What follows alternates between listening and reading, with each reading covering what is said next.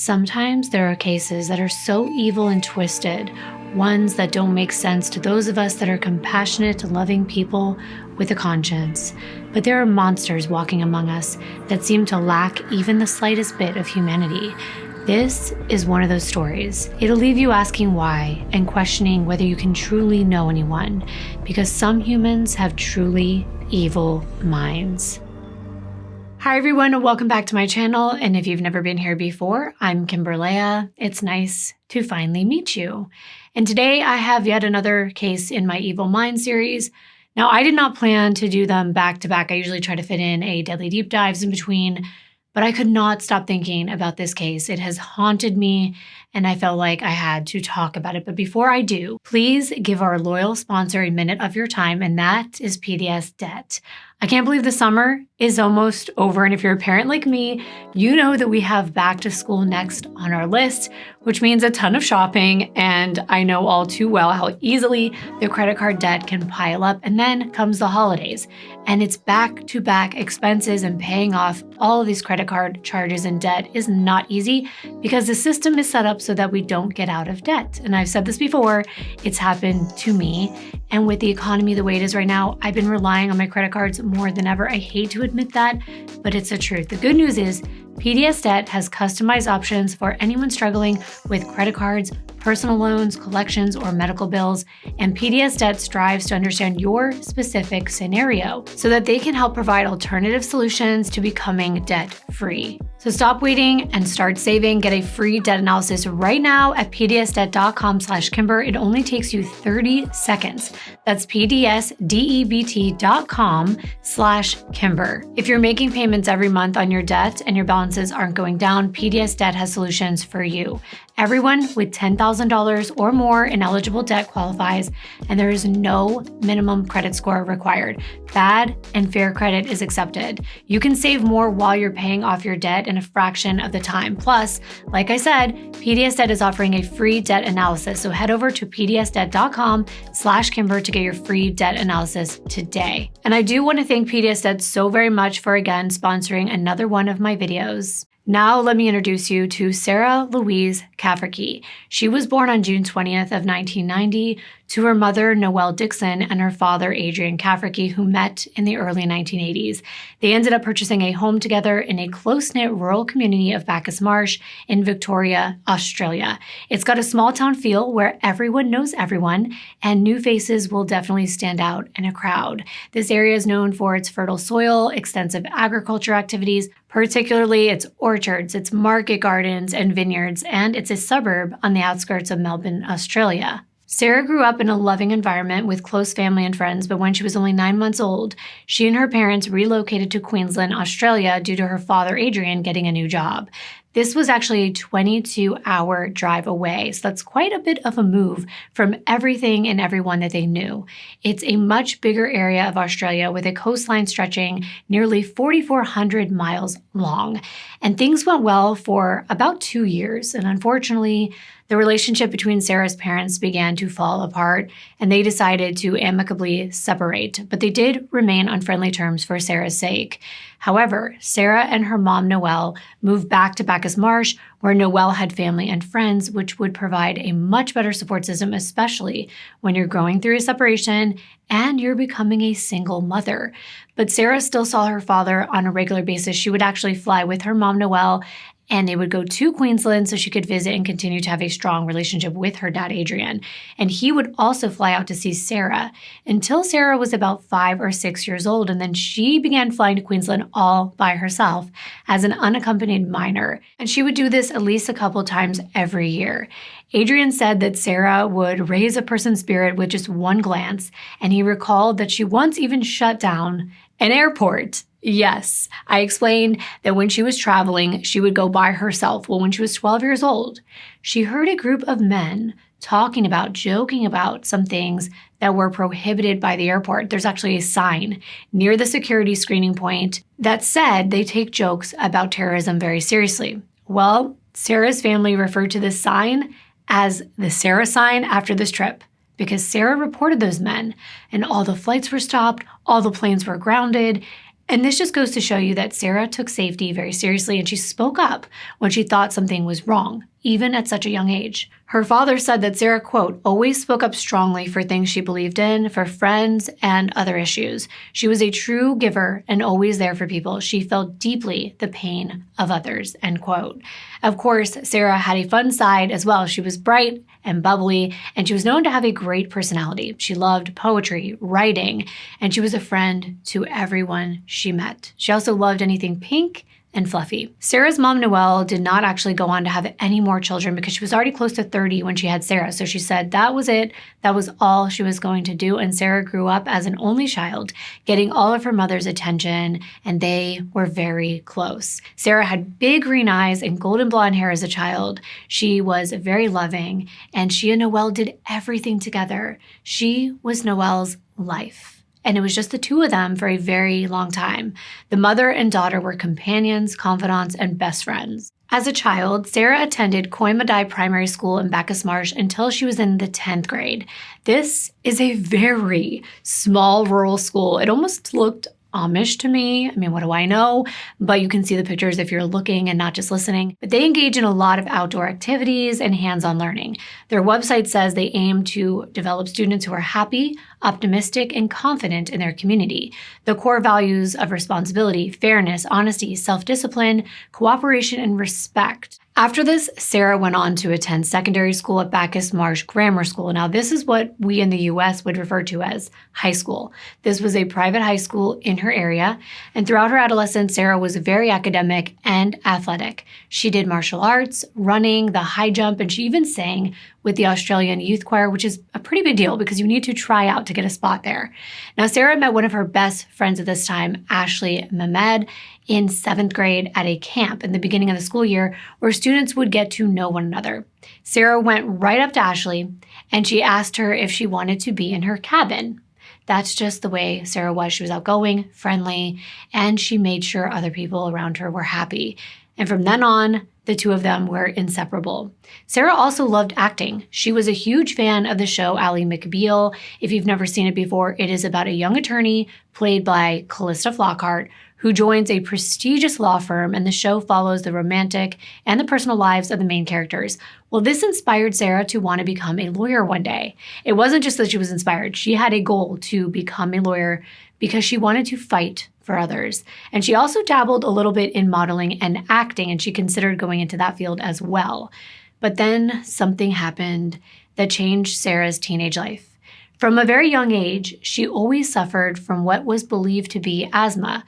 But in 2005, at 15 years old, when Sarah was in the 11th grade and now attending a new school, a public high school called Bacchus Marsh College, which is still high school, just so you know, even though the word college is in it, unfortunately, Sarah was officially diagnosed with acute severe bronchial spasms.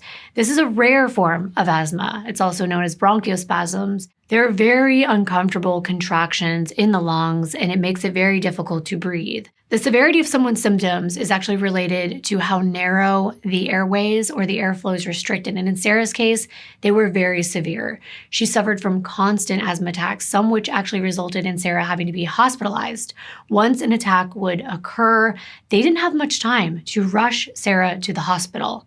Many times she would actually have to go by ambulance, and she also needed to be on a daily medication. This caused her to miss a lot of school, especially when she was in the 10th and 11th grade, and it also strained her relationships with her friends. She was in and out of the hospital, so she wasn't able to socialize enough or as much as she wanted to. Her mom, Noelle, made the decision to finally homeschool Sarah in order for her to be able to complete the 12th grade and graduate from high school, which was very important to Sarah, to finish her studies because she wanted to work within the justice system as a lawyer, and she knew that she would have to have strong academics going forward. At first, having or getting to stay home from school may seem like fun to a teenager, and Sarah didn't let it get her down. She was known for her positivity, her kindness, and her generosity. And whenever she was up to it and not feeling ill, she spent her time with her friends and enjoyed the outdoors whenever she was well enough. Sarah also loved animals, especially her family dog, a black Labrador named Sprocket. It was like her best friend. She was very attached to her, and they had quite a strong bond. But over time, It seemed like the lack of social activities began getting to Sarah, and she rebelled, which is actually pretty common for teenagers. She was no longer interested in flying to go see her dad like she used to, because now she wanted to stay close to home and hang out with her friends.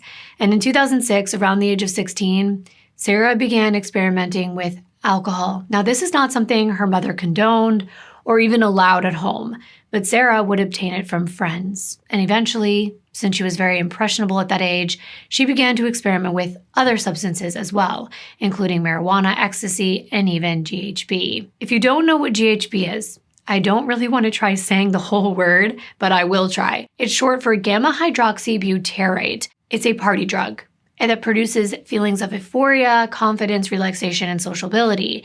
It's kind of like a more intense feeling of being drunk from what I read, and they call it liquid ecstasy. It's also been known to be used by predators who would spike victims' drinks with it so they could take advantage of them. Now, the negative side effects of GHB can include drowsiness, vomiting, mood swings, dependence, as well as more serious symptoms of unconsciousness and respiratory collapse that could lead to a coma, or even extreme cases lead to death. And we already know that Sarah had a severe breathing problem, so of course, this was not good for her. I also want to stop right here for a moment and just say to please do your best to be compassionate. Anyone, especially teenagers, can end up experimenting with substances. And I just try really hard and want you to try to please not pass judgment on others too harshly, especially a teenager, because their mind isn't even developed yet until their mid-20s. And many times they're convinced by their friends in order to be cool or be part of the friend group to try this. So peer pressure is a real thing. So please give Sarah some grace. I've definitely seen a lot of comments throwing blame at people who end up trying drugs, doing drugs, or even getting addicted. Yes, it is their choice, but usually the intention is just to have fun and nothing more. And unfortunately, many times, teenagers do become addicted and reliant on drugs, and they go down a path they never intended. And spoiler alert, this eventually does happen to Sarah. She was already going to therapy to deal with her emotions surrounding her asthma. So once she confided in her therapist that she had been experimenting with substances, Sarah began receiving counseling for that as well. Despite this, she was using them frequently, and her mom noticed that her bright and bubbly girl was becoming withdrawn and moody. They already have so many other things causing mood swings like hormones, so now adding this on top of it was a lot. Sarah was still trying her best to be productive in between these bouts of sadness and darkness. She got a job, but then unfortunately, the asthma attacks, they would come on, and no one knew what was going to trigger them. So it was hard to be consistent at anything. Not to mention that Sarah was not open with others about what she was going through because she did not like telling anyone about her condition. She didn't want them to treat her any differently. She suffered in silence, and only her close friends and people very close to her, like family, knew what she was truly going through. Years went by, and as Sarah got older, she was still in therapy. And sadly, her dependence on substances as an escape continued, but she still dreamed of becoming a lawyer. And eventually, she enrolled to study social justice. By 2011, when Sarah was 21, she was also excited to get a job at a local pub in town called the Golden Fleece. For someone as beautiful and friendly and outgoing as Sarah, it was the perfect fit. But it was right after Sarah turned 21 that things in her life got even worse. Enter Christopher Stewart. Sarah and Chris, who was a local guy, began hanging out regularly in September of that year, 2011, and eventually they started dating. At first, things were going really well. Chris seemed really sweet and caring, but about 2 months into their relationship, Noelle began seeing signs that Chris was not a good influence on her daughter. Sarah was not ready at that point to confide in her mom about what was really going on in her new relationship. But as it turns out, at some point, she did open up to her best friend Ashley, and she told her that she was smoking a lot of weed and that things were not good with Chris. Then, eventually, in the months following, Noelle saw some very concerning text message exchanges between her daughter and Chris, where Chris was verbally toxic. He would send these very possessive and jealous messages, not letting Sarah go out with her friends or have any freedom. And that's when Noelle confronted Sarah. At this point, not only did Sarah admit that things were bad with Chris, she also let her mom in on a very big and dark secret. Chris had introduced Sarah to a new drug, ice, or crystal meth, Of course, this was shocking to learn. Any parent would be super concerned upon hearing that their child is taking an illicit drug, especially something like meth. It is a very addictive drug. Those not familiar with the drug, it looks like small, chunky, clear crystals, and that is why they call it ice. It's usually smoked, and when you do, you feel the effects almost immediately. It can also be injected or swallowed or snorted, and it's an upper like cocaine. But unlike drinking or doing coke or smoking pot, the effects of meth last for up to 12 hours. It's a stimulant. It makes people feel happy, confident, have increased energy, decreased appetite. So it can be appealing to a person that likes to be thinner. But users also have an increased sex drive, euphoric feelings. So you could see it could be easy to become dependent on it. At first, all of those things I just mentioned sound like positives. But obviously, there are many negative aspects of doing this drug as well. And I think most of us know this. But even if people use it just once, they can experience paranoia, confusion, violence, and their bodies can even overheat. And they can have seizures or even heart attacks, even if they're young and healthy. That doesn't happen to everyone. But everyone who does it has to come down afterward, which doesn't feel good. They feel exhausted, they can get headaches, and they can start hallucinating and feel itchy, and the list goes on and on. So they tend to chase another dose to get that feeling of all the happiness and the confidence and the energy once again and not feel gross. So this vicious cycle continues. If you've watched one of my favorite shows, Breaking Bad, you would know how all of this works and how in demand and what a problem meth can be in so many communities. And it is truly heartbreaking. So please, again, be mindful that even though this is a choice, I encourage you not to judge Sarah too harshly. We all make mistakes. It doesn't make Sarah a bad person or stupid. Addiction affects all walks of life, all kinds of people. Well, when Sarah told her mom about this, she acted like it wasn't a big deal. She's like, I have it under control. Since Sarah was not one to lie to Noelle, her mom believed her. Besides, there were no outward signs, according to her mom, that Sarah was out of control. There was no odd behaviors, and her mom said there were no physical signs. She looked the same, still as beautiful as ever, which is interesting, and it's a very important thing to note. It's not always evident by the way someone looks about what they're going through when it comes to drugs. It can happen fast, but it can also take years for those signs to show on the outside. What was evident was that Chris was bad news. He came from a troubled background filled with violence and drugs, and the friend group that he had introduced Sarah to were also regular drug users. It's hard to comprehend what someone like Sarah saw in Chris, but it might be as simple as recognizing a kindred spirit who is struggling to overcome their demons. But it didn't take long for the relationship to become problematic. Chris would systematically isolate Sarah from her friends and send her nasty text messages whenever she did something that he did not approve of. Not to mention, he was an addict, and Sarah was trying not to do drugs. But when emotions are involved, it is so much harder. Sarah desperately wanted to get clean, but she knew she would not be able to do that if she stayed in a relationship with Chris. So after she spoke to her mom, she promised she was going to break up with him and go to rehab. But ending things with someone like Chris is easier said than done. Sadly, this was the beginning of the end for Sarah, but she didn't have a clue what would end up happening. No one saw it coming.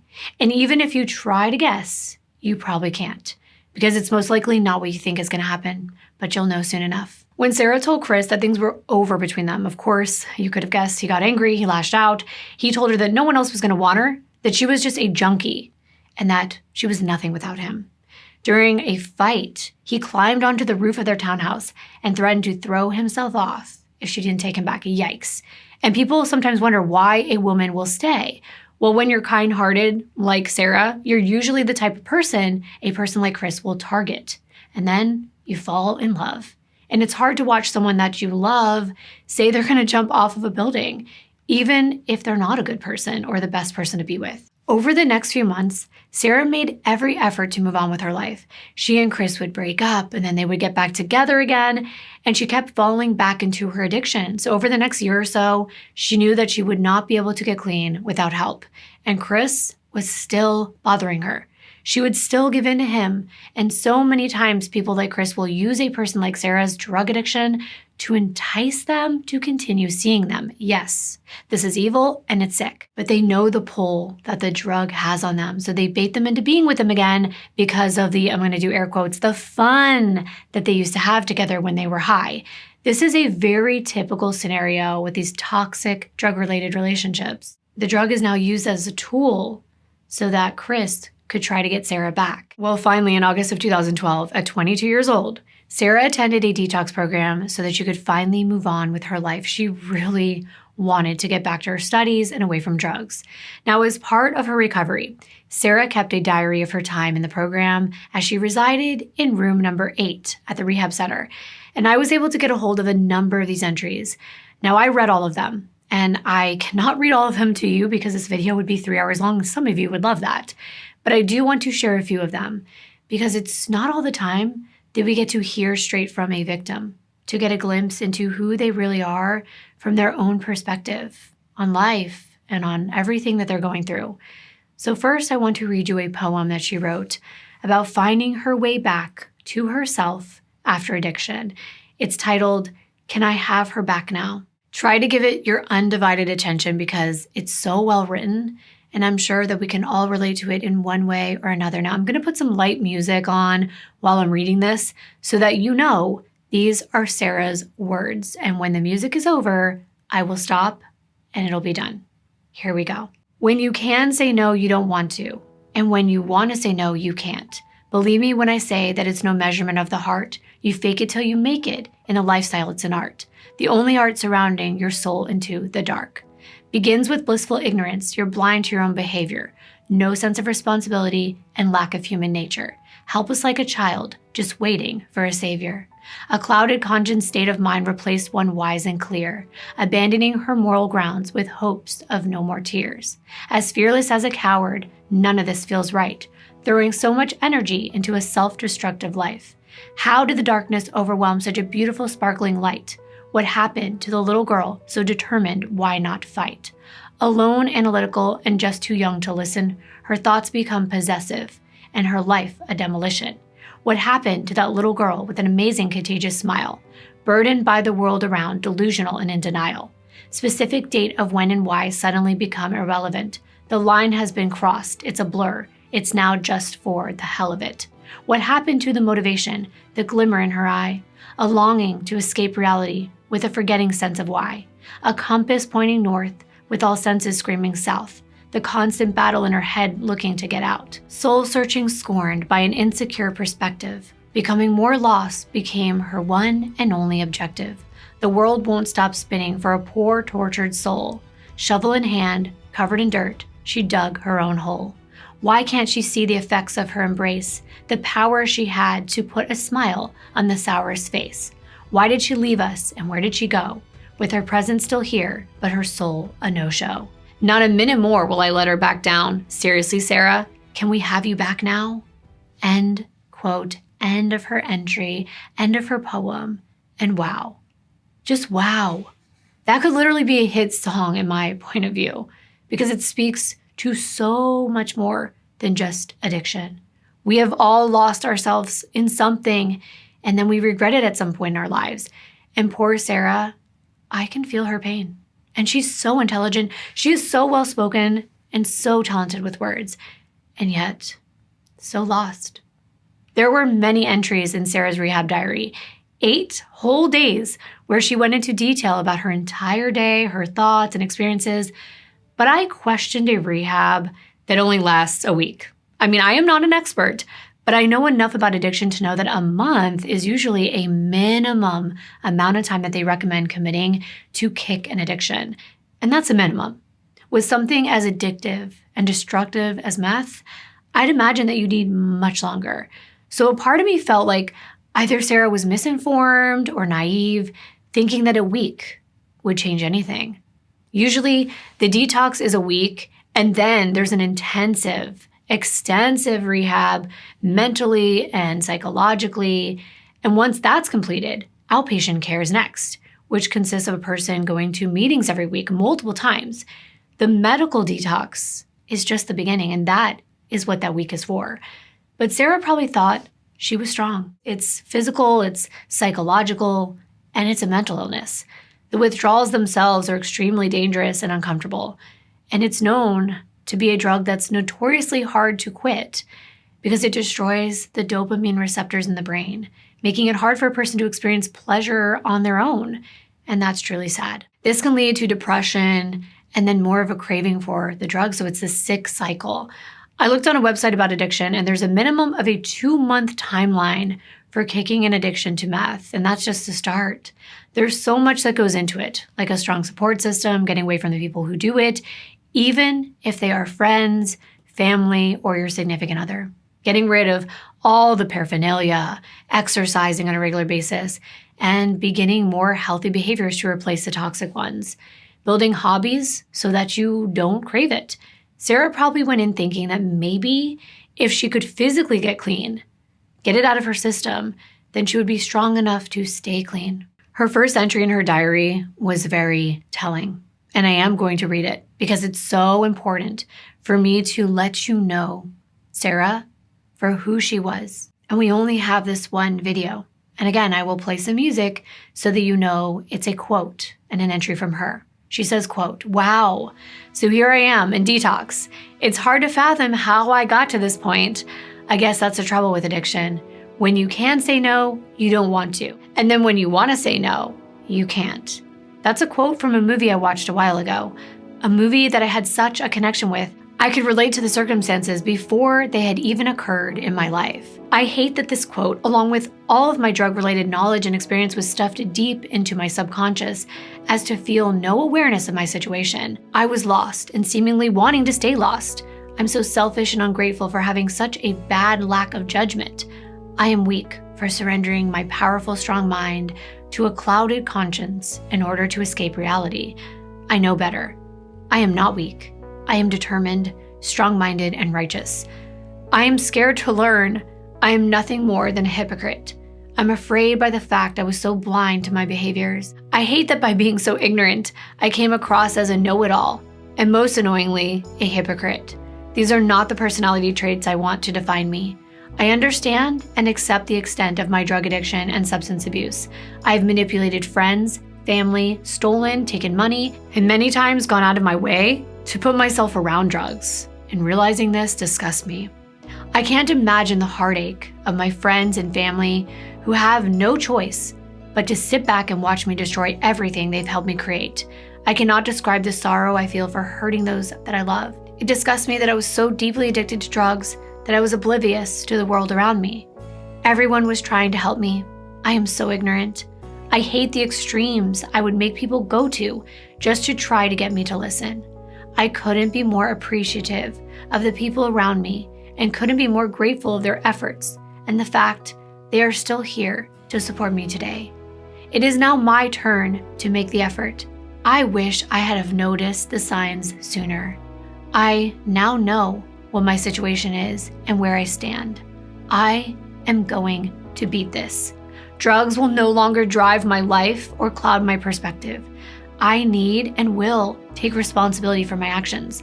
I will push myself and strive to be the amazing, grounded, generous, selfless person I can be. I want to fix my wrongs. I want responsibility. I want to work for the things I want and need. I'm going to return the favors to every single individual who I've encountered on this journey. I aspire to be the generous, caring person I once was. I respect all the amazing people in my life, and I need to show them that. My actions will speak louder than my words, positively as opposed to the past. I will change. I will be me again. I will love again, myself and life." End quote. That's the end of that first entry in Sarah's rehab diary. You can see she's a very determined woman. She knew what she wanted, she regretted her actions, and she had a clear plan in mind for her life. Drug addiction makes me so mad because I truly began to get to know Sarah and I felt so connected to her as a person. I read all of her daily entries for that week. She started out scared and uneasy. She even had to be prescribed 3 Valiums just to get through her detox in addition to her other medications. But by day 2, she had gotten some good sleep and was less afraid, but more aware of her situation than ever before. And she was paranoid and began speaking with a drug counselor. she still had to take 2 Valium that day, and she realized she needed to address some underlying anxiety issues. She also realized that taking Valium wasn't the solution because all it did is make her sleep and not deal with anything. By day 3, Sarah only had 1 Valium because she really couldn't relax. Remember, she's going through massive withdrawal symptoms, but she said that that day was a game changer for her. For the rest of the day, she did not use any more Valium, and she was able to stay focused, which made her become more shocked at the realization of her circumstances. She started to finally come out of her shell a bit, and she was ready for the long journey that she knew she would have to go on to truly move forward in life. She said, quote, "Today, I poked my head out of my shell to realize it is what it is, and I'm now ready to move forward with my life. I understand this will be a long journey, and I will face so many bumps, distractions, and temptations along the way. The outcome, though, is very simple. I know how to do the right thing. It really is as simple as just doing so. P.S. Looked into the mirror today, and for the first time in ages, I saw the sparkle of my soul in my eyes. That meant a lot to me," end quote. On day 4, Sarah's mother, Noelle, came to visit her, and at first, she was really happy about that. But then Sarah realized she couldn't let that be the highlight of her day because she didn't want to rely on others for her happiness. But as she thought about it for a moment, she realized she missed her dog Sprocket a lot and kind of expected to see her, but then understood that dogs probably weren't allowed in a hospital setting. By day 5, Sarah was homesick. She woke up feeling grumpy and she just wanted to go home. But her mood changed when her cousin Emma came to visit. She was so grateful because she knew how busy Emma was, but she took that time to come visit her and bring along with her a special doll that was supposed to be good luck. It's the same doll that Emma brought to the hospital when family members were ill, hoping it would help. And Sarah said it really did. It changed the way the room felt. She described it as peaceful bliss. Her mom also made a little surprise visit that day, and she was so grateful to have family by her side. She even ended up getting a workout in that day that made her feel really good and motivated. She woke up the next day and she said she had a grouse sleep, and I had no idea what this word meant. Grouse is an Australian and New Zealand slang term that means that something's excellent and great and outstanding or very good. Then on day 6, Sarah said she felt good. It was the most normal she had felt. Her entry that day was long. She also said that day she received the most gorgeous bunch of flowers from her dad. She wrote, quote, "Warmth fills my heart as I look at the beautiful array of lilies and take in the message, symbol, and meaning behind the flowers. I love you, Dad. Your thoughts have empowered me to stay focused. This small symbol of gratitude has given me an overwhelming feeling of never, ever wanting to look back. I won't look back. Just as I tell you not to look down, I love you, Dad," end quote. I'm sure that he cherishes those words, even today. I know that I would. And that night, Sarah was bored. She was bored doing all the soul searching and analyzing her past. She just wanted to go home. She said that there was nothing else to do except put her words into action. By day 7, Sarah was feeling more like herself, according to her in her journal. She started getting into yoga, which she said she may have found her new exercise of choice. She found it very relaxing. And that day, her cousin Emma came by again. But Sarah also was visited by a woman named Jane, who was on a mission to educate the public about meth and help addicts. She said they chatted for nearly 2 hours, and Sarah wrote about this experience. She said, quote, "Not only did she want to hear my story and give me great words of advice, she extended me the offer to join her on this mission. I couldn't be more excited by the thought that my bad experiences and lessons learned could be used to help others. I'm very motivated to ensure that when I leave here tomorrow, I will never, ever, ever turn back to drugs to escape life. I want to live my life to the fullest of my ability and use what I've learned to help others see there is so much more to life than drug addiction.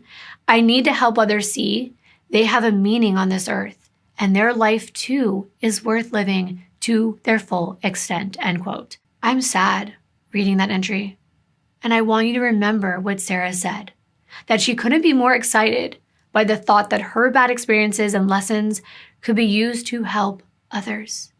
Take that to heart. Sarah also made that promise to herself to never turn back to drugs. I wish she could have lived in that moment forever, in that safe place within the 4 walls of that room in rehab. But she had to go back to the real world. And by the next day, she was leaving. On day 8, Sarah started her entry by writing, quote, "fully fledged, free female," end quote. She was ready to go home, and she was high on life, waiting for her mom to come pick her up. She even wrote thank you notes for the entire staff. She agreed to a weekly urine test and said in her final entry that she wasn't bothered by doing this. She understood it was just a routine part of rehab, and she had no intention of relapsing. However, she believed the rehab center expected her to. She said, quote, "Others are just being realistic, having dealt with drug addicts in the past. Though with me, I truly feel there is no turning back. I think I'm coping pretty well with having to constantly explain my perspective only to receive a look of willful doubt in my listeners' eyes. I get this. I understand. It's all been said before, and I only know how I feel inside. I will be patient with people as they have been with me," end quote. So clearly what she's feeling is that everyone thinks she's going to go right back to doing drugs, and she's trying to tell them, look, I don't know, maybe it's true, I will, but in my mind, I feel like I'm going to do this. I'm not going to turn back. And she's going to try to be patient when people look at her like, yeah, no. Once an addict, always an addict. She went on to say she was finally free from roommate, and she's got this unfamiliar energy pulsing through her body, but she realized it was from not being on Valium and not being stoned like she had been every day for the past 4 years. But this new energy made her mom question whether she was on something when she came to get her. And that disappointed Sarah. She understood her mom questioning her, but she hated that it was going to be hard for Noelle to trust her. But she understands it may take a long time to earn that trust back. She was willing to be patient. And in the meanwhile, productive. When she got home, Sarah started to play with her dog Sprocket, which she referred to as her beautiful baby girl, and called her school so she could resume her pre-legal studies in social justice. She also looked for a job. She ended that final entry with, quote, "Can't wait to wake up tomorrow and see what this new day has to bring," end quote. That enthusiasm is contagious, but dare I say, it's usually short-lived. It's common when a person accomplishes something for them to feel this newfound confidence, but soon they fall back into the normalcy of life and they become complacent once again. Sarah did get a job as a bar and gaming attendant at a hotel in Meldon about 15 minutes away from her home in Bacchus Marsh, and things seemed to be going well. But she and Chris got back in contact, and they did end up hanging out with each other following her week in rehab. And I hate to say this, but I think you already know. Sarah relapsed just a month after she'd gotten clean. It makes me so upset. It just really does. It's like, I know that this woman wanted to change. I know for a fact, reading her words. Those were her words. We know what was in her mind and heart. So I hate addiction so much. And I also hate Chris so much. But the tendrils of her past relationship with Chris still lingered. And while she was working on herself, he was working on trying to pull her back into his toxic orbit. And there's nothing that upsets a possessive man more than seeing their ex living their best life. So when Chris realized that Sarah wasn't just happy without him, that she was actually thriving, he decided to take her down a few notches. She again confided in her mom about backsliding, but once again, she committed to getting back on track. Eventually, the relationship with Chris finally ended in late October, and Sarah was planning on re-entering the detox facility and trying again with Chris out of her life. But he would not let her go. Instead, in September, Chris began stalking Sarah, but not in person. Instead, he enlisted the help of a friend to do his dirty work for him, a guy named Steven. Now, Chris told Steven he needed to teach his ex a lesson. He asked Steven to go visit her while she was working and threatened that if she didn't get back together with Chris, something bad would happen to her and her family. Wow. How did he think that that would actually work? It's not really that romantic. It's pretty disgusting. It's like you can't force someone to love you or to be with you. You can't threaten someone into doing that. But Chris's plan to have Sarah intimidated went haywire when Steven walked in and saw Sarah. First of all, she was strikingly beautiful, but beyond that, Sarah was a genuinely nice human being. As Steven sat and watched Sarah at work, he realized he couldn't work up the nerve to be cruel to her. Instead, he struck up a conversation with her, and instead of scaring Sarah and forcing her to run back to Chris, Steven told her that she needed to stay far away from Chris. He was bad news. Sarah had actually seen Steven before. He'd been part of the same circle of friends that her and Chris hung out with, but he was more of an acquaintance. And if he wanted to be, Steven could look pretty scary. He was fully tattooed, tall, muscular, and much older than Sarah. He was 47. She was 22.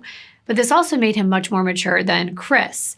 And he felt like he could impart some fatherly advice to Sarah. So that's what he did. Sarah was grateful, and she kept in touch with Steven through adding him on her Facebook. He could relate to her. He could relate to her breakup because he had recently experienced one himself, and soon the two of them formed a platonic friendship.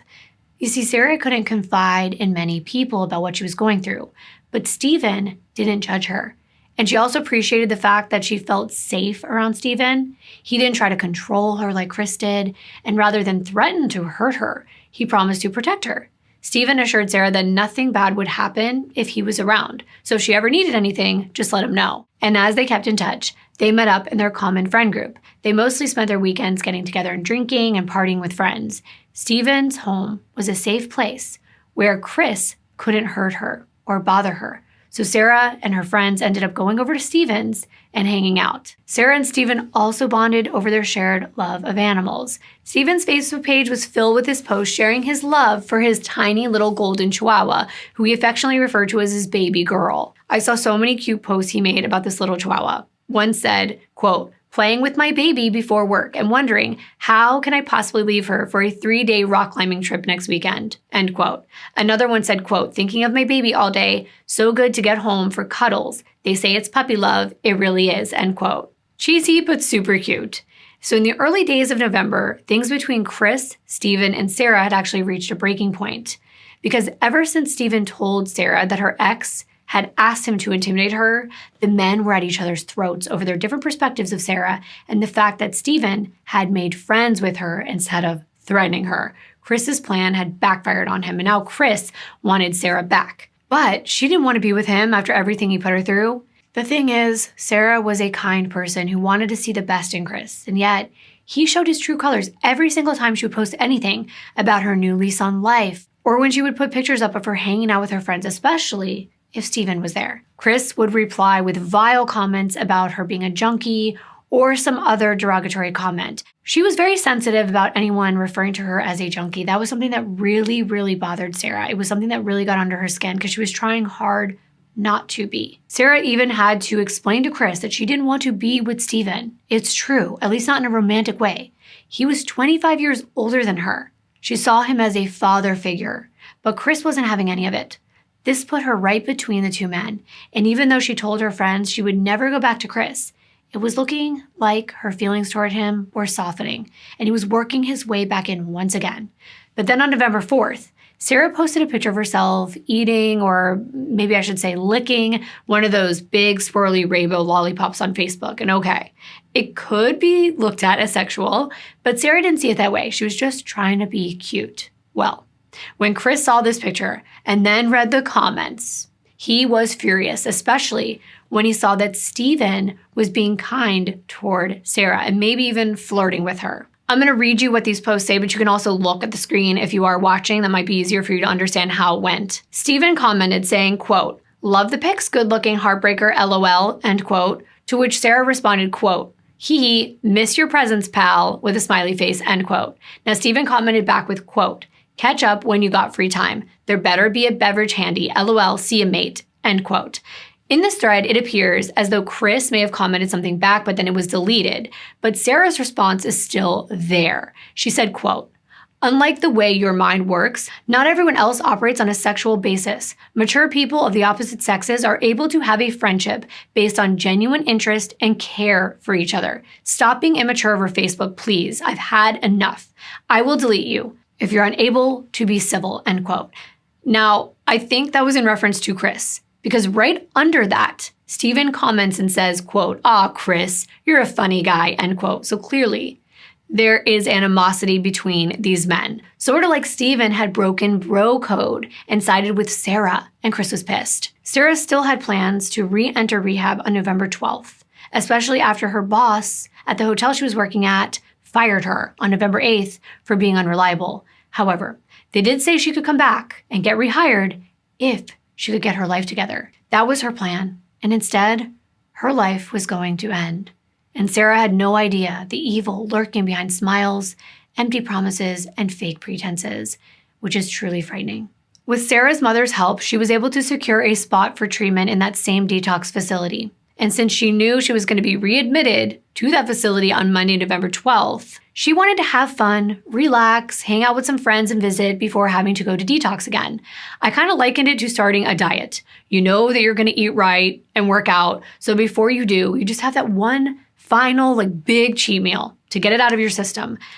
I feel like that is what Sarah figured she would do that weekend before she was set to begin her journey of getting clean again. Well, over the next couple days, while anticipating a return to rehab, Sarah hung out with her friends. She spent the night at their homes, went out to bars, having a good time. By Friday, November 9th, Sarah was back at home in Bacchus Marsh.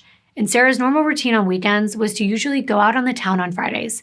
So her mom anticipated seeing Sarah dolled up that night and going out. But when she saw that Sarah wasn't dressed up for a night out, it appeared as though she was going to have a quiet night in. However, Noelle was going out that night. So before she left, she told Sarah she was leaving, please make sure she cleaned up after herself, and that she would see her later over the weekend. Now it's true. Sarah wasn't planning a night out on the town, but she had made plans to go over her ex-boyfriend Chris's house. She wanted to discuss the breakdown of the relationship. And yes, I know what you might be thinking, and I was thinking it too. Why? Well, maybe for closure. Even Steven had told her it wasn't a good idea, but Sarah had made up her mind, and she went. Now, it wasn't uncommon for Sarah to be gone over the weekend, spending the night with friends, but Noelle expected her to be back in time to get into that rehab on Monday. But Sarah didn't show up back at home, and that worried her. So she called her daughter again and again, but Sarah didn't answer. So Noelle decided to reach out to Sarah's friends to ask if Sarah was over their houses, but none of them answered either. So at that point, Noelle, now distraught, it's Monday, her daughter hasn't shown back up, they're supposed to be in rehab, setting her up for this other detox program. She decides to go straight down to the local Bacchus Marsh police station and report Sarah missing. Noelle explained to a deputy that the last time she saw her 22-year-old daughter was on Friday night, and she hadn't heard from her since. Meanwhile, friends began receiving Noelle's messages that Sarah hadn't turned up over the weekend, and they thought that was really odd. So they began posting Sarah's picture all over social media, asking if anyone had seen her. And that's when Sarah's best friend Ashley became aware that Sarah was missing. She saw Sarah's picture pop up on a Facebook post next to the caption that read, "Has anyone seen this girl?" And Ashley was stunned. She was confused, and she thought to herself, is this a joke? But then she realized it wasn't. And she too tried reaching out to Sarah but got no answer. She was frustrated at this point. She texted Sarah saying, "You're scaring people. You need to come home. This isn't funny anymore." But she never got a reply. Not only was it out of character for Sarah not to keep in touch with her mother and her close friends, but she also required regular medications for her severe breathing issues. And those medications were still in Sarah's bedroom. It didn't take long for the media to get a hold of this story, and by Tuesday, a news report came out asking the public for help. Not only was Sarah missing and in need of her medication, her car, a silver 2001 Holden Astra sedan, was nowhere to be found either. Well, of course, Chris was one of the first people that police wanted to speak with, obviously, since he was her most current partner, and Noelle knew of her daughter's issues with him.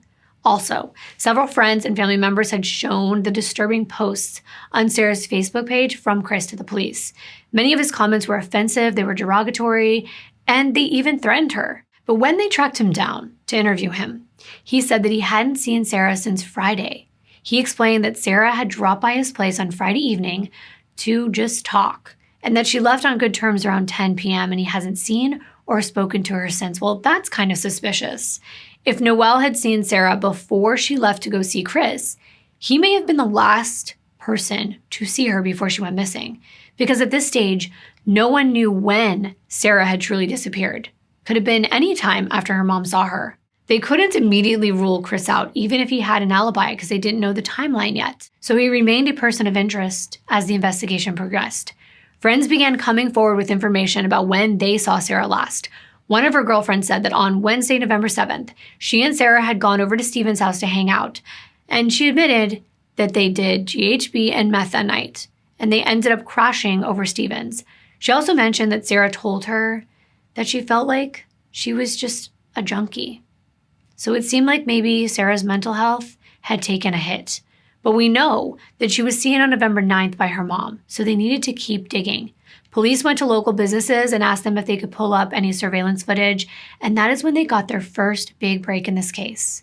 Sarah was spotted on CCTV on Saturday, November 10th, at a local Foodworks supermarket at 1:56 p.m. on Bennett Street in Bacchus Marsh. She could be seen buying some alcohol, and in this still shot, Sarah is smiling as the little girl walks right past her near the front entrance. She doesn't seem to be in any distress. She actually looks very happy. Sarah appears to be carrying a handbag and her keys in her right hand. She's wearing sandals, a maroon miniskirt, a colorful tank top, and a lavender jacket, with her hair pulled up in a bun. Of course, this information was distributed to the public along with a description of Sarah as a Caucasian female with fair complexion, 5 foot 5 inches tall, with a thin build, black shoulder-length straight hair, and green eyes. The days were passing, and everyone was worried. They were scouring through their text messages from Sarah, being their own detectives and trying to piece together her last known whereabouts and her movements. And that is when a business owner, David Bushell, came forward. He was the owner of Young and Main Hotel off of Young and Main Street in Bacchus Marsh. It's a well-known establishment that has pool tables, a bar, restaurant, and event space, and a nice beer garden outside. He told authorities he saw Sarah there on Saturday afternoon. She was a regular, and he recognized her right away from the media.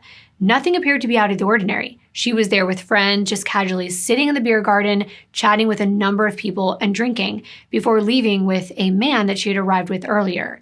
They hadn't stayed very long, but everyone appeared to be getting along just fine. When asked for a description of the man that Sarah was seen leaving with, the owner said he was a bit older, muscular, and not someone he was familiar with, even though he had seen him there before.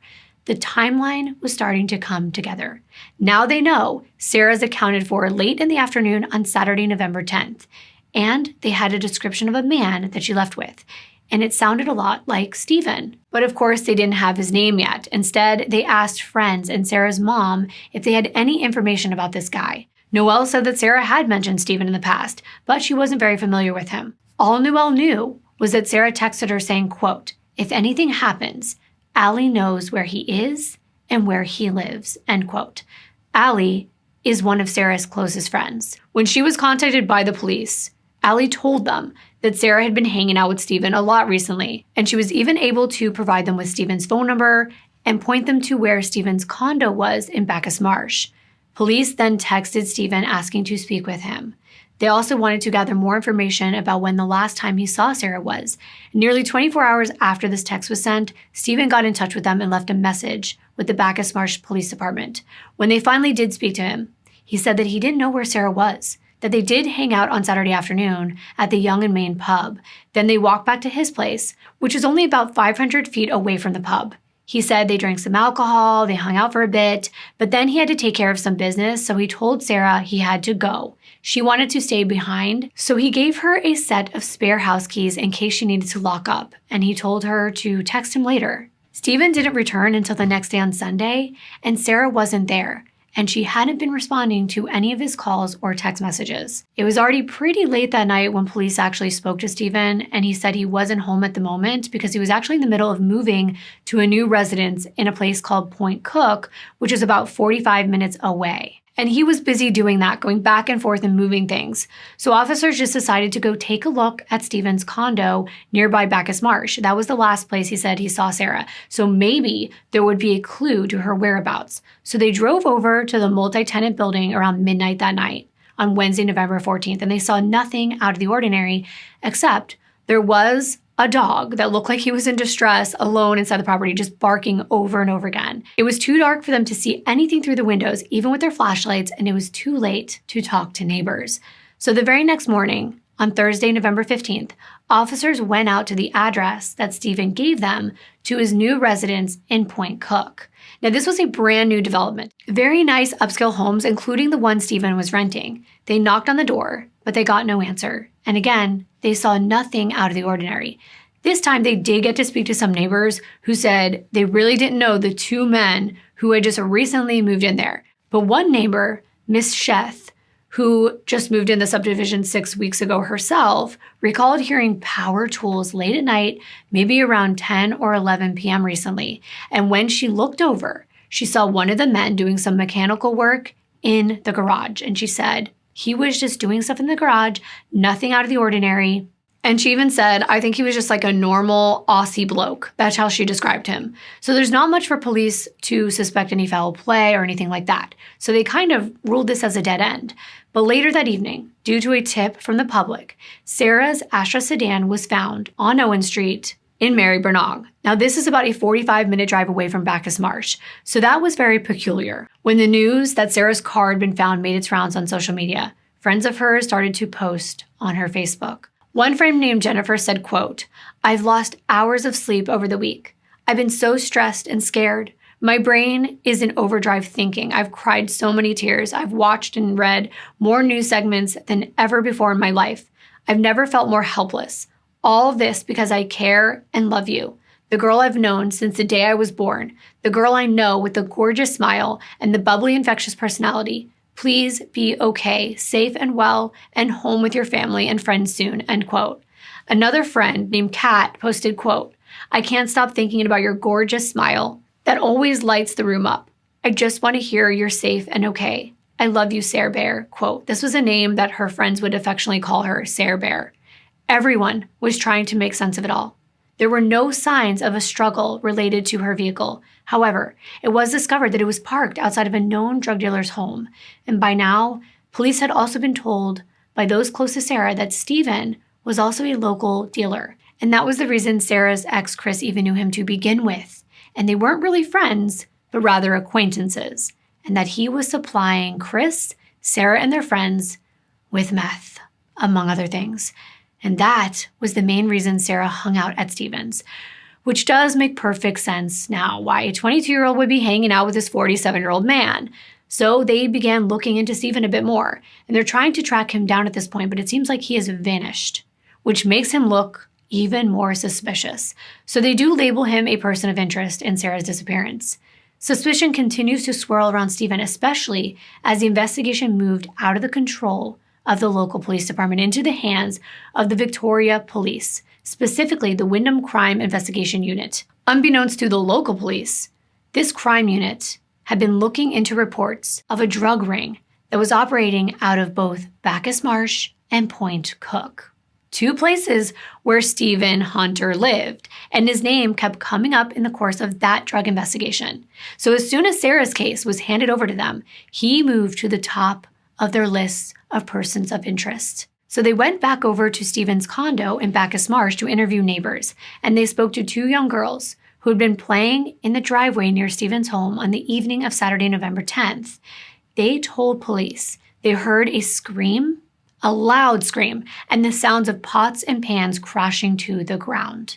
So at this point, a search warrant for this property was requested. And by Saturday, November 17th, that warrant was executed and officers entered Stephen's Simpson Street condo. Now, I did this in another video. A lot of you liked it. So I'm going to do a short, succinct recap right here. In case you might have been busy while you're listening, you've lost track of what's happening.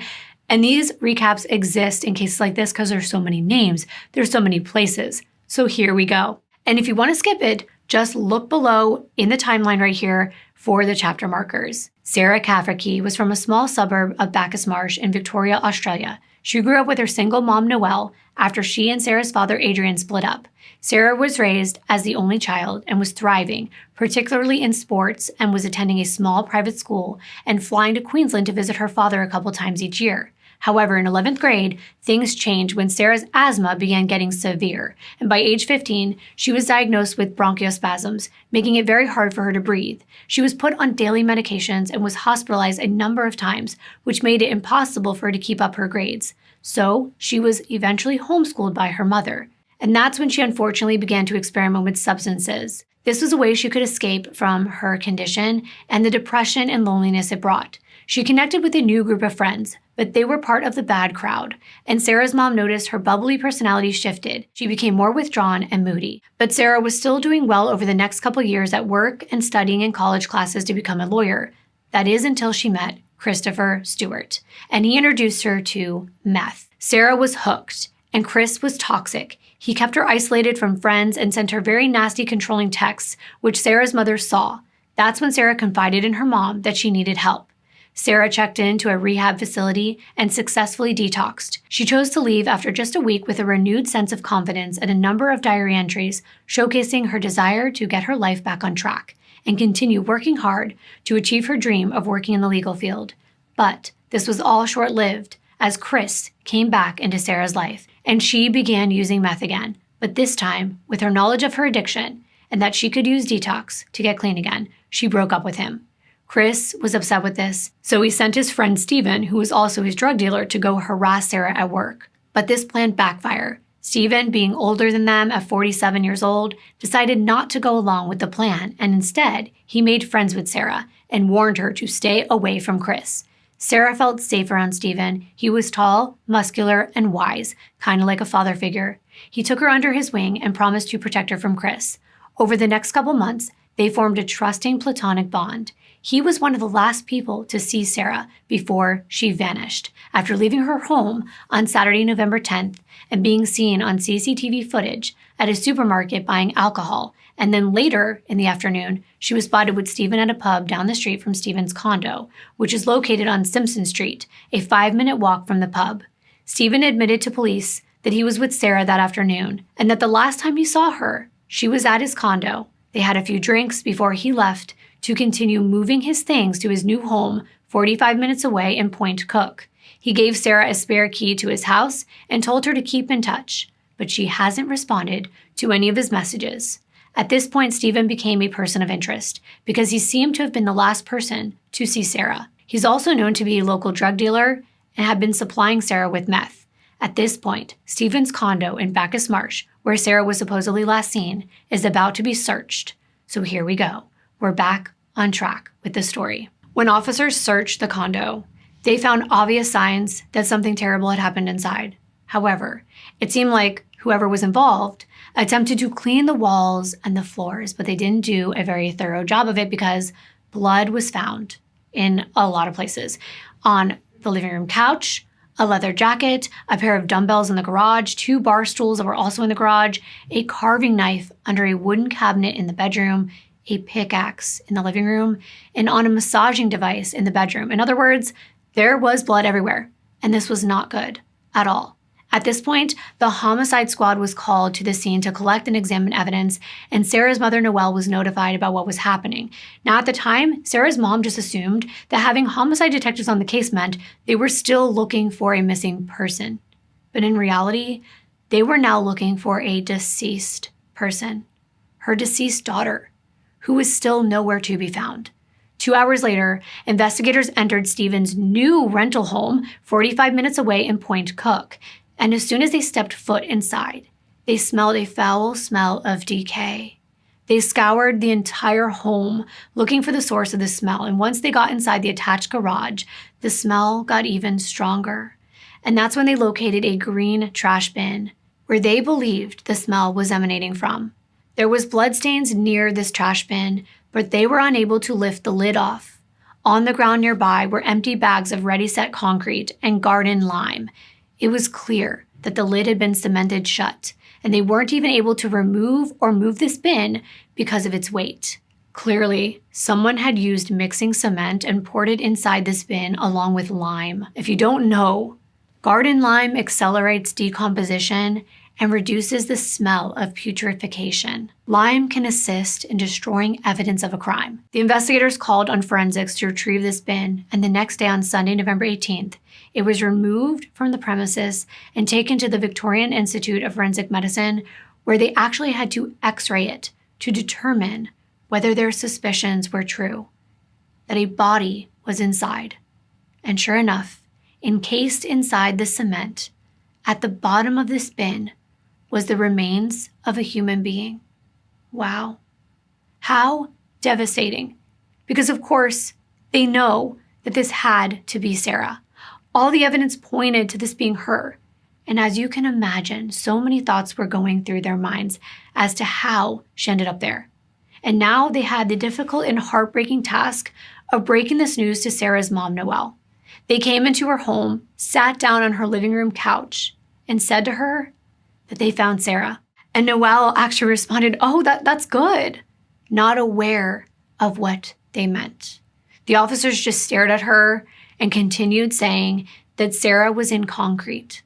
Noelle just sat there confused. And the officers went on to say that she was in a trash bin, and Noelle wasn't able to process what she was hearing. In the back of her mind, she was still thinking they were letting her know that Sarah was okay. She was also very confused. It just wasn't clicking for her. Meanwhile, the news was reporting that a body had been found on the Point Cook premises, and more of Sarah's friends were being notified that that body was indeed Sarah's. Her friend Ashley remembered getting that call from her father. He didn't even have to say more than "it's her," and Ashley knew what that meant, that the body in the bin was Sarah. It was so devastating to realize that this was real, that Sarah was gone. And now a nationwide manhunt was underway for 47-year-old Stephen James Hunter. And coverage of the story was broadcast across TV, radio, and print media. And investigators began looking into this man's background to understand who Stephen really was. Wait until you hear this. It's exactly why this is part of another Evil Minds video. Stephen James Hunter was born October 6th in 1965 in Melbourne, Australia. He had an extremely dysfunctional childhood, which included him witnessing significant domestic altercations and being the target of physical altercations himself. These traumatic early experiences undoubtedly contributed to his development into an extremely violent and disturbed adult. It paints a picture of a very disturbing man who should never have been allowed to walk the streets freely. And yet, despite years of convictions, parole, and monitoring, Stephen was able to do just that. This is a case where the system didn't just let Stephen's victims down. It effectively handed them to him on a silver platter. As a young man, Stephen struggled with managing his anger. He couldn't sit still in class, and when something didn't go his way, he would lash out at whoever was near him. His violent tendencies actually began to surface as early as primary school, where he exhibited aggressive behavior towards his peers and even his teachers. The dysfunction at home only made this issue worse. There was no stability, no support, and there was no one interested in helping him to manage his emotions effectively. By the time Stephen was a teenager, he also had developed a concerning opinion of women. In his mind, they only existed purely to satisfy his sexual desires. This distorted perception, combined with his unresolved anger issues and his violent tendencies, became the foundation for the destructive and dangerous behaviors that would later define his life. At the age of 16, Stephen moved out so he could rent an apartment with his 15-year-old girlfriend. Moving out was the only way to ensure that this girl was completely under his control and available to him anytime that he wanted. But the relationship ended soon after they moved in together. But Stephen's lust for sexual gratification and having his own way with women was only just getting warmed up. In 1983, he was convicted of burglary, theft, and criminal damage for breaking into a store and stealing a pair of gloves. Later that same year, in October, Stephen was convicted of threatening someone with a deadly weapon. He was fined $800. And then a few months later, after getting into a fight over a girl who rejected him, he faced another conviction for unlawfully being on a premises, and he received another fine. For the next 2 years, Stephen appeared to turn his life around. He got into a relationship with a woman. They had a son together. Some reports actually said he was married to the woman. Others just said they were together but unmarried. But either way, Stephen was working 3 jobs to pay the rent on their mobile home they purchased at West Meadows Caravan Park, and he was doing his best to support his new family. In his spare time, Stephen even coached a girls' football team. And from the outside looking in, it seemed like he was finally leading a stable life and staying out of trouble. But beneath the surface, Stephen's violent tendencies and unresolved issues towards women kept going. Despite the outward appearance of a reformed life, he was a man on the edge. Stephen got less than 2 hours of sleep a night, and he was a heavy drinker. He also used speed and other drugs regularly to stay awake. So with little sleep, the drug use, the alcohol, and the stress of maintaining the appearance as a changed man, it's no wonder that Stephen developed a very wicked temper. He began to dish out the same violence that he experienced as a child, particularly when he didn't get his way. No one was safe from Stephen, not his partner, not his child, not his colleagues, and not even his friends. Stephen was on the edge of inevitable disaster. It was just a matter of time. When Stephen was 21 years old, he began working as an assistant manager at Safeway Hypermarket in Gladstone. One of his coworkers was an 18-year-old girl named Jacqueline Cecilia Matthews, who was in her final year of high school. She was a pretty, petite, vibrant, and outgoing young woman with a bright future. That was until she had the misfortune of crossing paths with Stephen Hunter.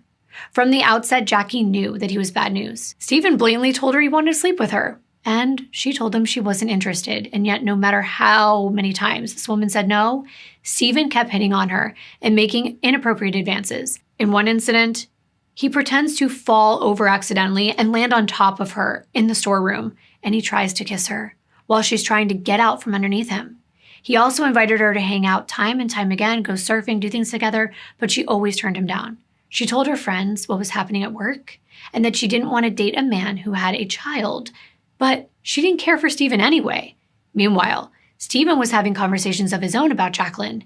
He told a friend that ever since the storeroom incident, he couldn't stop thinking about her and, quote, now that he had a taste of her, he wouldn't stop until he finally got her, end quote. That is disgusting. And the tension between Jacqueline and Stephen came to a head on the 9th of April in 1986, when she turned him down for the last time. When she left work after her shift ended, Stephen ran out of the building after her car. Then a couple hours later, Stephen returned to work in a fresh set of clothing and wet hair. Then in the early hours of the following morning, the burnt-out remains of Jackie's vehicle were found at the Arundel Road Bridge facing the river. Her body was found charred beyond recognition and slumped in the back seat of this car with a gasoline container nearby. Fire investigators determined this vehicle had been doused in gasoline before it was set on fire, which made this so clear it was an act of arson. Jackie's autopsy then revealed she'd not even died in this fire. She had been stabbed 7 times in the throat and heart before her car was set on fire to cover up this crime. As the word spread about Jackie's murder, her friends, her family members, and coworkers came forward to share their observations of Stephen's behavior towards her in the weeks prior. And he was quickly labeled a person of interest in her death and brought in for questioning. Investigators would later describe Stephen's attitude in these police investigations as unfazed and cold. He denied having any involvement in Jackie's murder, and he said he had been at work the whole time. He said, quote, I'm not going to confess. We can play games all night, end quote. But Stephen and Jackie's coworkers provided compelling statements that he had run out the door when she left that night, that they recalled he was gone for several hours and then came back to work in a new set of clothing. Finally, the pressure was on. The evidence was mounting against Stephen. He decided to provide his version of the events leading up to Jacqueline's death. Stephen claimed that his car was blocked in at the supermarket, so Jackie offered to give him a ride home. But instead of going straight home, Jackie decided to drive the car to a place where she could park, and then she started to kiss him. The situation escalated, according to Stephen, when he got mad that Jackie wouldn't take him back to work when he demanded to go back because he was married and didn't want to cheat on his wife. He said that he slapped Jackie, and then she pulled a knife on him and tried to attack him. They struggled inside the car, and she somehow ended up in the back seat. And then all of a sudden, she was bleeding to death from her stab wounds, and there was nothing he could do to save her. Excuse me, sir, what? Yeah. And Stephen goes on to say, quote, I've got a violent temper. I just stabbed her. I went mad and stabbed her a few more times. I should have taken her to the hospital the first time, but I was shit scared, end quote. Stephen recalled that he was covered in blood, so he knew he needed to go home and change. He also knew he needed to return to work because he needed an alibi. But when he got home, his wife had people over, so he had to go wash the blood off outside and then cover himself with a blanket before going inside and changing. At some point, Stephen confessed to his wife that he had killed someone. Stephen even asked a friend to help him dispose of Jacqueline's body and the evidence left in her car. They doused the car in kerosene and set it on fire. And once the vehicle was fully consumed, the friend supposedly drove Stephen back to work, but not before he got rid of the knife by throwing it in the trash. Stephen thought that the fire was enough to eliminate any potential connection between him and Jacqueline's murder. He went on with his life as if nothing happened. However, because the investigators were closing in on them, the friend who helped him cover up Jackie's murder started to beg Stephen to come forward so that he would not be implicated in Stephen's crime. But when he refused, the friend went to the police and admitted everything about the cover-up. And finally, Stephen did confess. And in the end, he stated, quote, "I'm not a human being. I'm a dog. I want to go to jail for 20 years, end quote. If Stephen actually got what he asked for and what he deserved, endless heartbreak could have been avoided, both for Jackie's family and his future victims. But instead, Stephen's lawyer urged him to plead not guilty to Jackie's murder, and the case was sent to trial.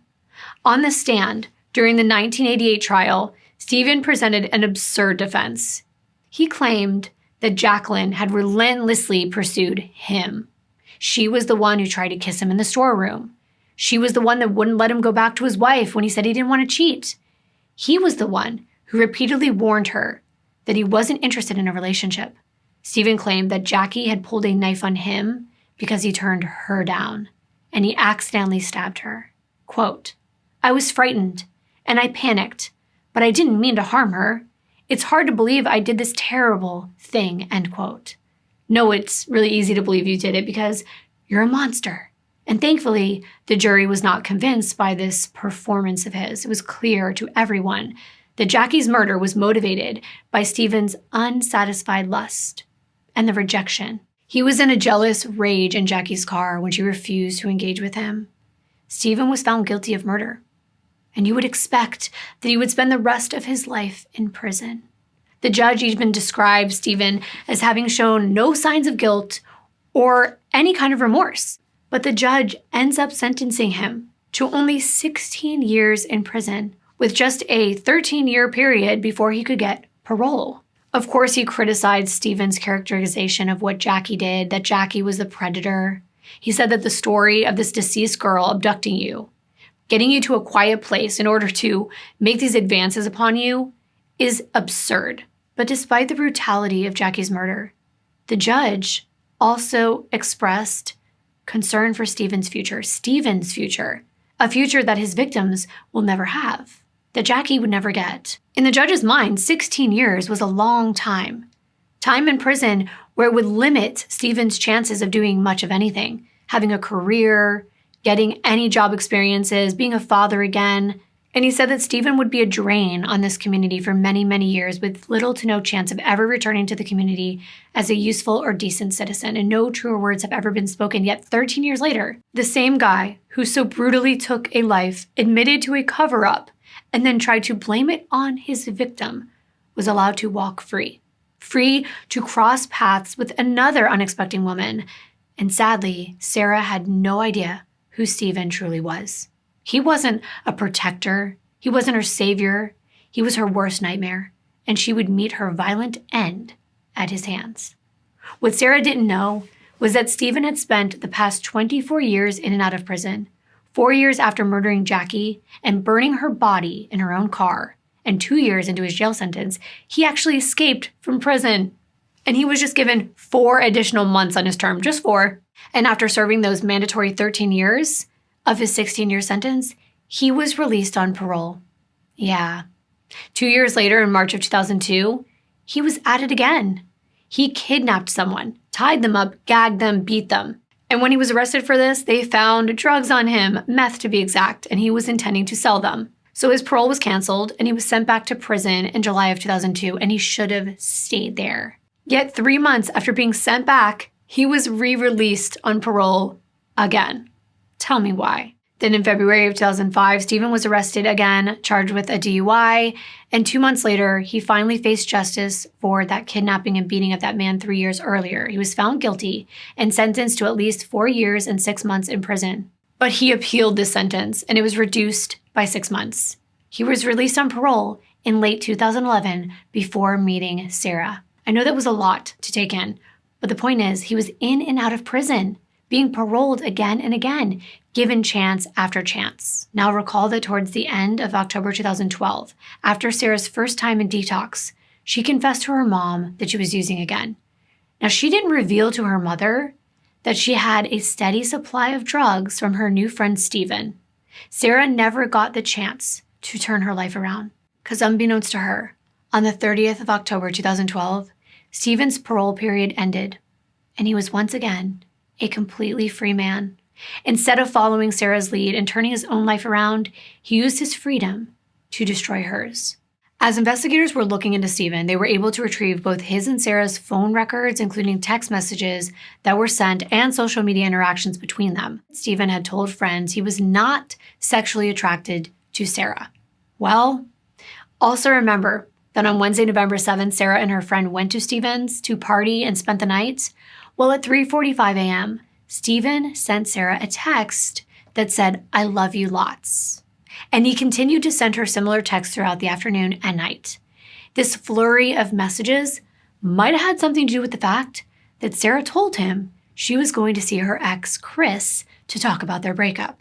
By Saturday, the 10th of November, Sarah was just a few days away from checking back into detox, and there were text messages between her and Stephen from Saturday morning showing them making plans to hang out at his condo on Simpson Street. I'm going to put this up on the screen so you can follow along, but Stephen texts Sarah at 11:21 saying, "Just walked in the door at flat. Come over if you're bored." About an hour later, Sarah texted back, "How long are you hanging at the flat for?" Stephen responded, "Depends, really. Came back for a shower, which I'm about to jump. Then I was going to go chasing someone to play with. What you doing?" Sarah texts back a few minutes later at 12:27 p.m. saying, "Drinking Smirnoff, 'cause I'm feeling lonely. LOL. I'm down for a play. I'll get my face on and pop over." Stephen says, "Excellent, playtime it is." This may have been a code word. This whole playtime, someone to play with, playing, could have been a code word for meth. But either way, we know Sarah went to buy alcohol about an hour or so later because that was caught on CCTV footage before she was seen for the very last time with Stephen at that pub near his condo, and then never seen again. Once the painstaking task of removing Sarah's body from her cement tomb inside that trash bin had been concluded, her body was sent for an autopsy. She had been badly battered and stabbed at least 19 times in the head, chest, and abdomen. How horrifying. And meanwhile, the investigators were interviewing neighbors around Stephen's Simpson Street condo about what they knew about the 47-year-old man. A woman named Marita, who lived next door to Stephen for the last 18 months, said that he was pretty much a model neighbor, that they would chat in their shared driveway on a regular basis, and he would run around with this cute chihuahua. Their most recent conversation was actually on Saturday, November 10th, when Sarah went missing. Marita actually saw Sarah arrive at Stephen's with a friend that afternoon, and all three of them left together. But only Sarah came back with Stephen later that evening. Knowing that Sarah had later been found murdered, Marita said that it was a tragedy, and she wished that she could have reached out and grabbed her and told her to go. Marita confirmed she never saw Sarah leave Stephen's condo that night. She also let investigators know that this wasn't the first time she had seen Sarah. She'd actually been coming to visit Stephen for several weeks. Marita said Stephen had many friends, most of whom were actually men. So Marita was surprised when this 22-year-old woman began visiting this 47-year-old man regularly. She said that for the last few weeks, Sarah had been coming there regularly day and night, and she would say hi. And on Saturdays, Sarah actually waved to her. Marita described Stephen as having umpteen friends, which just meant a lot, but they never caused any trouble. She said she was actually very comfortable around Stephen, and she never felt intimidated or threatened by him in any way. And I can't help but wonder if these so-called friends that this woman kept seeing were actually people buying substances from Stephen. Stephen had been working laying pavers, and his most recent employer described him as a good employee. But he had called in on the morning of November 19th and said he wouldn't be coming in and was expected to be away for a few days. It took another week after Sarah's body was found for the police to track Stephen down at a friend's house, at a second-story apartment on Caroline Street in the town of Hawthorne, about an hour away from Bacchus Marsh. They had a warrant for his arrest, and he went with 30 undercover, heavily armed special operations officers around 12:20 p.m. on Tuesday, November 20th without incident. When he was arrested, he had a graze to his right cheekbone and the right side of his chin. He was wearing a blue rugby top with a yellow collar, green cargo shorts, and no shoes. An officer asked if he knew why he was being arrested, and Stephen replied, yes, murder. Then he said that he should be locked up until he died. His parole period had just expired only 11 days before Sarah was murdered. Now they wanted to know what happened. And Stephen, of course, began denying that he had anything to do with what happened to Sarah, that he never harmed her, and that they were friends. They got along great. But then he would remark again that police should lock him up until he dies. He seemed to be very conflicted. It's like he wanted to confess, but he was apprehensive to do it. But they kept pushing harder and harder, and finally, Stephen began to give in.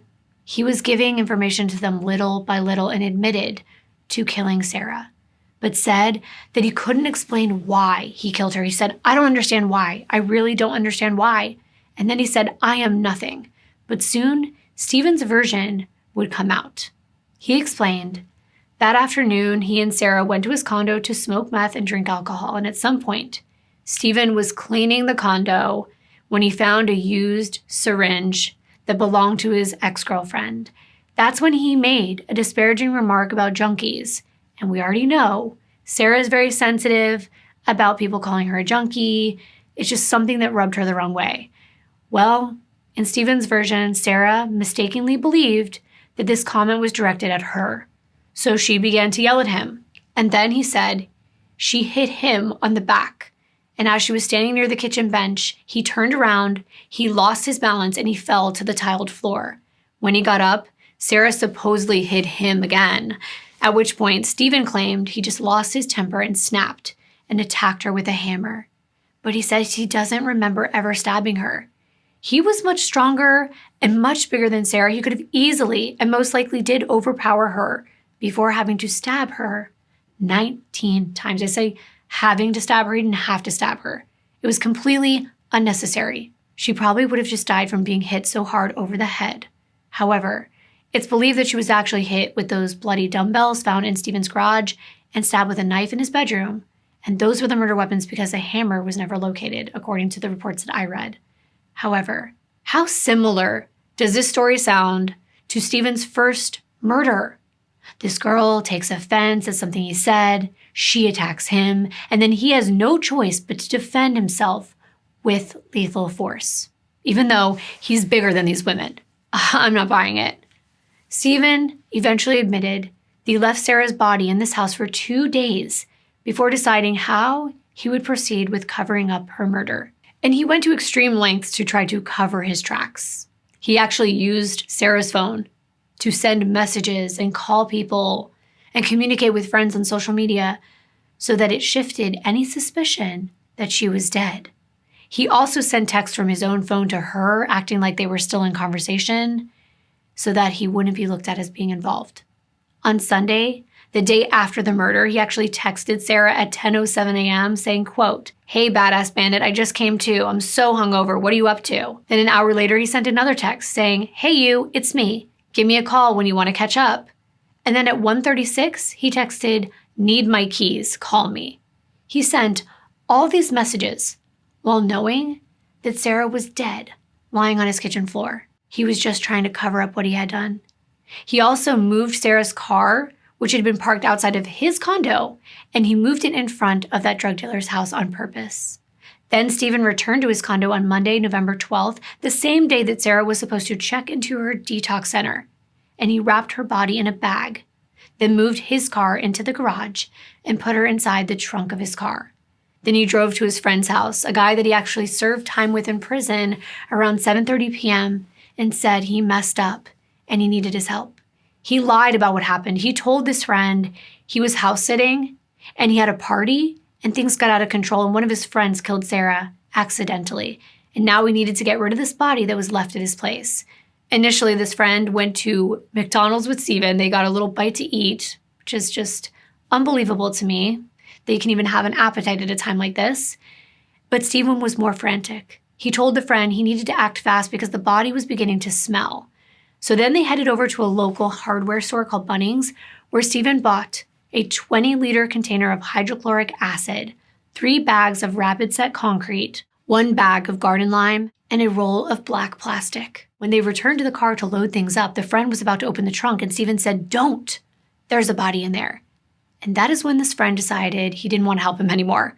Of course, Stephen kept pleading with him to please help. And then he asked him if he had a boat or somewhere that he could dispose of her out in the country, like some property he used to own.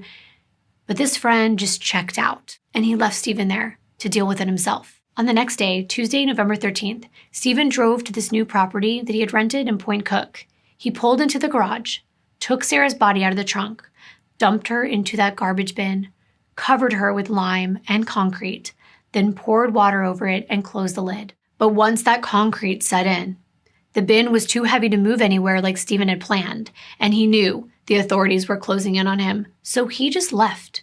He left Sarah there just to decompose, and he went on the run.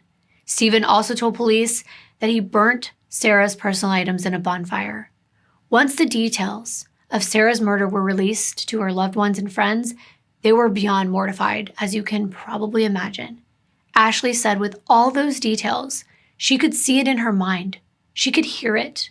With her vivid imagination, she was playing everything out in her head, everything that her friend went through. It was just horrific. Sarah's mom compared the way Stephen treated her beloved daughter as trash or poop, just something to discard like she was nothing.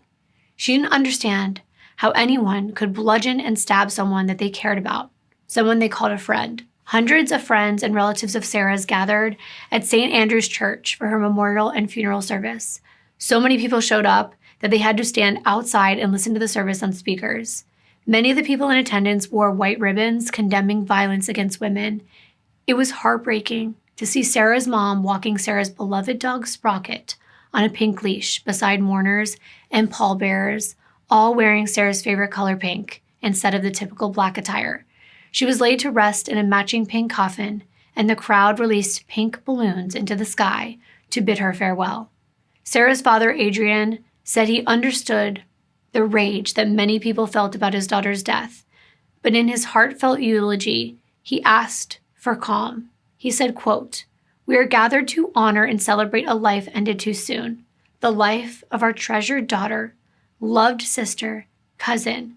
She is her mother's world and my little princess," end quote. Sarah's mom wanted her to be remembered as bubbly and outgoing, with a smile that lit up a room, who radiated energy. The song Over the Rainbow played in the background as her coffin was carried from the church. Stephen ended up pleading guilty to Sarah's murder, sparing her family from a painful and drawn-out trial. But it wasn't until August of 2013 at a sentencing hearing that the Crown argued for a life sentence with no parole due to the seriousness of the offense and the fact that he covered up Sarah's murder, or at least tried to. But Stephen's defense lawyers blamed the murder on drugs. He said that Sarah and Stephen were both heavily intoxicated and high on meth the day of the murder, and that Stephen should be eligible for parole when he's an old man. The defense went into explicit detail about Stephen's traumatic upbringing in an attempt to get sympathy and maybe to provide an explanation or an excuse for his actions. They shared that Stephen had a highly deprived upbringing. It was characterized by physical violence, neglect, alcohol, and substances. As a child, he was burned with an iron, he was degraded for bedwetting, and in one terrible incident when he was 8 years old, his father Murray locked the 3 of the children in a room, tied his mother to a chair, and Stephen was then portrayed as a hero to the court. As the defense explained that he managed to get free, run out of the room, and he saw his father with a shotgun to his mother. So he ran to get help. I mean, yeah, all of that stuff is devastatingly terrible that a young person had to go through. But why kill people? Why do the same to others? It was now time for the victim impact statements, and wow, these were some of the most moving and heartbreaking ones that I've heard in a while. Sarah's mom, Noelle, and father Adrian stared at Stephen as they spoke. While holding a pink ribbon and a framed picture of her daughter, Noelle explained how she's haunted by the thoughts of the gruesome attack every time she takes out her trash bins. She said, quote, "Every fortnight, I'm reminded of the fact that my daughter Sarah was put in a wheelie bin, encased with concrete, to be thrown out like rubbish. Sarah was not a piece of rubbish. She was a beautiful, funny, and caring human being loved by everyone who is privileged to be a part of her life," end quote. She spoke about how painful it is to think about never getting a chance to attend her only child's wedding or to be there when she had children of her own one day. All that was ripped away from Sarah and also from everyone who loved her. She said that Stephen's unforgivable act of violence means that she will never be able to see her daughter's remains or to tell her how much she loves her one more time. Sarah's father, Adrian, described Sarah as truly beautiful, as a loving soul, and he looked at Stephen while he spoke. He talked about whatever happens next, their life has been changed for the worst for the rest of their lives. He also mentioned how ironic it was that his daughter had been denied justice when she was so passionate about studying the subject herself. It was Sarah's family that was serving a life sentence, since they had to spend the rest of their life without her. Even though Stephen was only feet away from Sarah's parents, he never made eye contact with them. And the judge had to take all of this into consideration, both the Crown's argument, what the defense said, and the impact statements, and ultimately, he determined that Stephen's actions required a sentence of life without parole. The judge explained that this murder of Sarah showed a propensity for violence, and even if he were to become old in jail and then get on parole, he was still likely to remain powerful enough to be an ongoing threat to the community. So he was never getting out this time. And I say this time, mark my words, because they're important. This man was released the first time. He did the exact same thing to another woman. Sarah's friends and family, they clapped as his sentence was announced. It was a relief, especially to her mom. But years earlier, that same closure was short-lived when Jacqueline's family had to watch as Stephen was let out of his cage to roam again as a free man. And there were still a couple people in attendance who weren't thrilled about this sentence. It's true. One was Stephen's own father, Murray. He attended this hearing. This is the same man that we just heard about being violent. And he stated that this sentence was unfair and that Stephen hadn't been given a fair chance at rehabilitation after his first murder. What? That's one of the most unhinged things I think I've heard someone say in court. Unfair? And then one of Stephen's friends, Diane, who had known him for many, many years, said that this wasn't justice done, that Stephen was a very nice man. Those were her words, nice man when you know him. I'm gonna pass, as I'm sure anyone would. No one wants to get to know a murderer. But then she went on to call Stephen a scapegoat and said he's not a monster, that he needs to be given a chance, not to be caged up for life like an animal. Really? Because that's exactly where I think this animal and monster belonged. He called himself a dog himself. He said he should be locked up till he dies. That's what he wanted. Obviously, this friend of his didn't consider that Sarah and Jacqueline, they'll never get a chance to get old. And I'd love to know all of your thoughts, of course. Leave them in the comments. I like reading them over. Stephen was finally locked up for good, far away from where he could ever hurt another woman again. But Sarah's story was far from over. The public and her family rightfully wanted to know how a man like this, with a violent history, was allowed back in the community in the first place. So after Sarah's death and years of advocacy from her mom, they ordered an inquest. And 4 years after her death, this report was issued. It outlined a number of significant failures, and this led to why Stephen was unmonitored and able to go free again. Things like deliberately withholding psychological evaluations, because they wanted a better history of criminals getting out on parole because it shows that they're rehabilitated even when he wasn't. Then it showed a caseworker who was just believing everything Stephen said, even though she had a history of what he had done. If he said, oh no, I've never done drugs and I'm not on drugs now, she would just believe him. She said because he had holes in his clothes, he must not be a drug dealer, because if he was a drug dealer, he would have enough money for good clothes.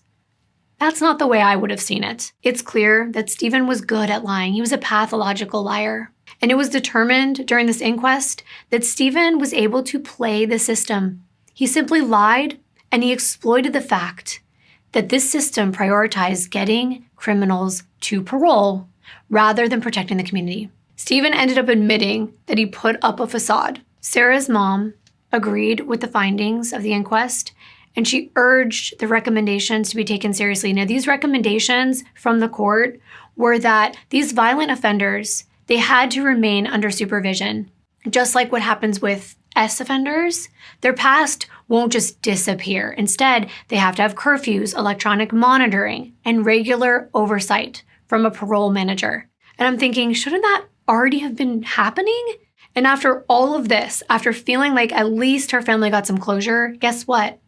Stephen appealed his life sentence. Yeah. His lawyers were arguing that it was excessive. And to top it off, he was requesting legal aid to fund all of the costs. Well, this didn't sit right with Sarah's family. Her mother actually spoke out about it. And she was like, if a convicted killer wants to appeal, then they should pay for it. She was like, they took someone's life. They forfeited their rights when they killed our children. And I couldn't agree more. In a letter to the court, Noelle said that Sarah doesn't get to come back to her after 30 years and carry on with her life and get her law degree, get married and have children. She'll never get to see her daughter smile again. And that's so true. Sarah was given a death sentence, so why not give Stephen a life sentence? In the end, the high court did determine that he would not be getting out. He was denied the appeal, and he was staying in prison for life. I want the final words of this case to belong to Noelle, who lost her only child because of the failures in the system, which are meant to protect people like Sarah, to protect the community. So I'm going to let you listen to that now. When Sarah came out of detox, she was glowing and she had so much zest for life, and she was Sarah again, and she was going to be the lawyer, and she's going back to her studies, and, you know, she wants to travel and she wants to do so many things, and it's all just coming out and out. And to see her glowing again, it was just beautiful. And to think that in a split second it's all taken away by someone that should never have been on parole, and to think that, you know, he's had so many chances in his life. Sarah got her one chance to get herself back on track and to be someone that she wanted to be, and he took that all away from her in a split second. I want to thank you all for being here today for Sarah's story. Please share it with someone that needs to hear it. And don't forget to subscribe if you haven't already. I will see you in my next video. Bye.